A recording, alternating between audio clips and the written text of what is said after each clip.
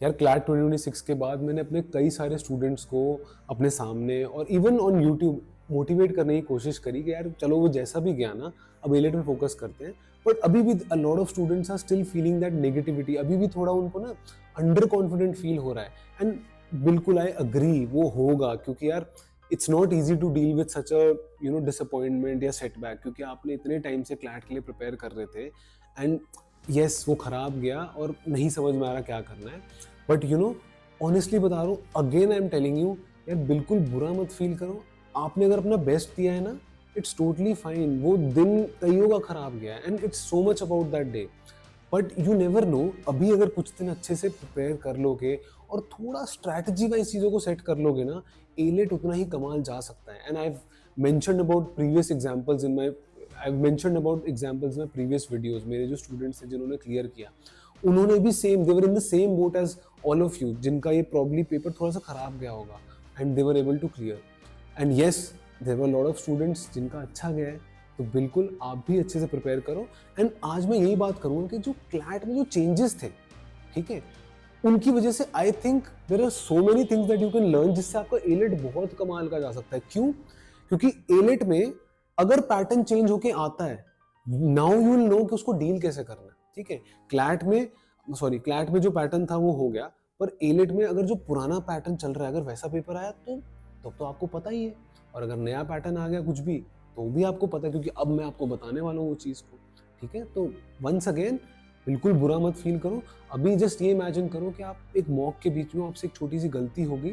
अब आप अभी उस गलती पे फोकस नहीं करोगे, आप पूरे पेपर को अच्छे से दोगे और फिर आगे आगे देखोगे क्या होगा। ठीक है यार, यू आर ह्यूमंस, आप मतलब everyone is human and it's totally fine अगर गलती हो जाए, बिकॉज गलती होना is normal and accept that कि गलती हो सकती है। अगर वो एक्सेप्ट नहीं करोगे ना, आगे नहीं बढ़ पाओगे। तो प्लीज लेट्स मूव आगे एंड लेट्स डिस्कस अबाउट कि इस क्लैट 2026 से हम क्या सीख सकते हैं, ताकि स्ट्रैटेजी वाइज अगर उसको अप्लाई करोगे, एलेट बहुत कमाल का जाएगा। ठीक है, तो चलो, तो पहली चीज जो क्लैट 2026 में हुआ, तो let's just do a little bit of recap. क्या क्या चीजें अलग आई थी? पहला, एनालिटिकल रीजनिंग अलग आई थी। दूसरा, सीक्वेंस ही अलग था। तीसरा, जो लीगल था उसके अंदर थोड़ी प्रायर नॉलेज के क्वेश्चंस थे। एंड चौथी चीज, अगर उसको चेंज बोलना है, दैट कुड बी कि क्वांटिटेटिव में कुछ क्वेश्चंस में कैलकुलेशंस बहुत ज्यादा थे। तो these were some of the changes. ठीक है, अब क्या है कि यस, हमने देखा उन सब क्वेश्चंस को, उन सब चीजों को देखा एंड थोड़ा सा हमें अजीब लगा। And for a lot of students जिन्होंने ये नहीं सोचा कि यार अलग आया, वो बस क्वेश्चन सॉल्व करने लग गए, उनका पेपर काफी डिसेंट गया। And this is the thing कि यू डोंट इंट्रोस्पेक्ट और analyse the paper, you just think about solving the paper two the best of your capability in the exam. तो पहली चीज, solving the paper two the best of your capability in the exam instead of analysing it. आपने सोचा अरे paper का pattern बदल गया, ये हो गया, वो, दैट मीन्स आप एनालाइज कर रहे थे। तो एनालाइज नहीं करना पेपर को, सॉल्व करना है। सॉल्व भी दिमाग लगा के करना है। दिमाग लगा के सॉल्व करने का सेकंड पॉइंट है कैसे, कि अगर लॉजिकल के क्वेश्चंस थे, उसमें डेटा अरेंजमेंट था, एंड और जो दूसरे और पैटर्न के क्वेश्चंस थे, they would have taken some a bit of time. And it's something, अगर आपने एनालिटिकल नहीं कर रखी, एक बार के लिए आपको लीव करना था, उसको स्टार्टिंग में सॉल्व नहीं करना था। एंड आई एम श्योर कईयों ने करा होगा ऐसा। अनदर थिंग, जो क्वांटिटेटिव के थोड़े मुश्किल वाले क्वेश्चन थे, उसको नहीं उठाना था। तो दिमाग ये लगाना है कि क्वेश्चन को देख के आपको समझ में आ जाए यार दिस विल टेक टाइम, इसको मेरे को नहीं करना चाहिए अभी, इसको मैं बाद में करूंगा या करूंगी। वाई? बिकॉज अगर आपका पहला एक हाफ बहुत अच्छा जाता है and you are able to solve 70-75 questions, अगला हाफ तो और भी कमाल जाएगा, क्योंकि अगले हाफ में you will deal with difficult questions, but still you will have the confidence of solving those easy questions first and then.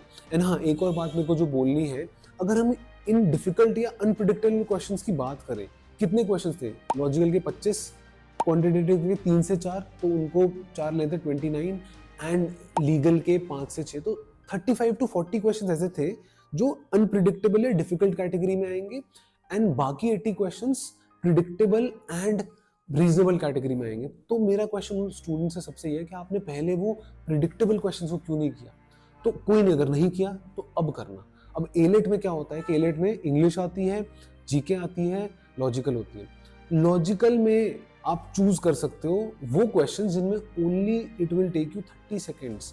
तो पेपर का सबसे बढ़िया तरीका ये होता है, don't specifically start with a section, start with the easiest questions पहले, and AILET की this is the beauty about AILET कि एलेट में you will come across questions जो 30 सेकंड 15 सेकंड में शायद हो जाए, जैसे सिलॉजिज्म के, कोडिंग डिकोडिंग के, ये सारे क्वेश्चन। इंग्लिश से स्टार्ट करोगे तो पैसेजेस वाले, मैं ये नहीं कह रहा कि इंग्लिश से स्टार्ट मत करो, but yes there will be questions English के पैसेज पढ़ने में तो 2-3 मिनट लगेंगे ना, it will take you time.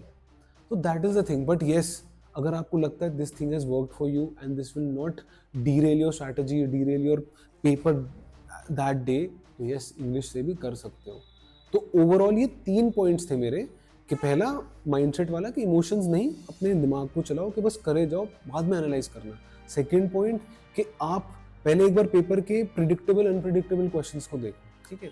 And third point कि ढूंढो कि इजीएस्ट क्वेश्चन क्या है, easiest part of the paper, उसको सॉल्व करने की कोशिश करो।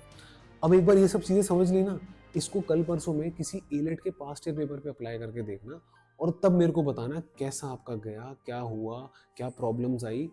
You will notice there will be a difference in terms of you getting confident in the paper, which is so important because guys, मतलब confidence ऐसी चीज़ है, मुश्किल से मुश्किल क्वेश्चन भी सॉल्व करा सकती है, क्योंकि वो कॉन्फिडेंस आपको बोल रहा है नहीं, come on, you'll do it, you'll do it, और वो कॉन्फिडेंस खुद से इजी क्वेश्चन को सॉल्व करके ही लेना है आपको पेपर में, ठीक है।